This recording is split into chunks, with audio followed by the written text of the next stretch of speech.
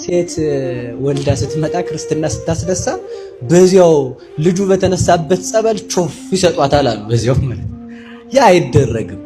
ውሃው ራሱ ወደ መሬት ሲደፋ ያ ማይገባው ተፈቶ ነው አይደል? ሊቃውንቱ ፍታተማ ያለው የልጅነት ስለሆነ ማለት ነው። በዚያ መረጨት አችሉ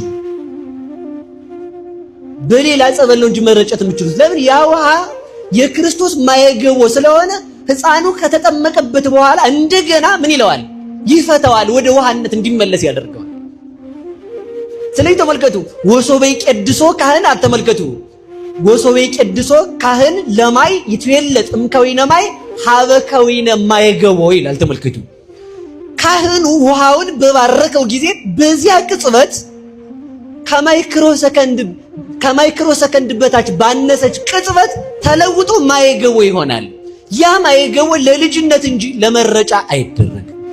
ምስጢር የሚባለው ተመልከቱ፣ ያ ውሃው ወደ ክርስቶስ ማይገባውነት በካህኑ እጅ ካህኑ አሐዱ አብ ቅዱስ አሐዱ ወልድ ቅዱስ አሐዱ ውእቱ መንፈስ ቅዱስ ብሎ ሲባርከው ውሃው ሲለወጥ ማንም ሰው ቢሆን ሊያይ አይችልም።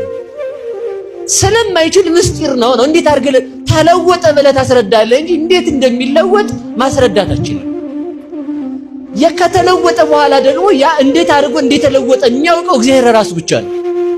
ካህኑም ቢሆን ተመልከቱ፣ መላእክትም እንኳን ቢሆን ተለውጦ ነው እንጂ ማየት የሚችሉት፣ ቅዱሳንም እንኳን ቢሆኑ ተለውጦ ነው እንጂ ማየት የሚችሉት፣ ሲለወጥ ማየት አይችሉም።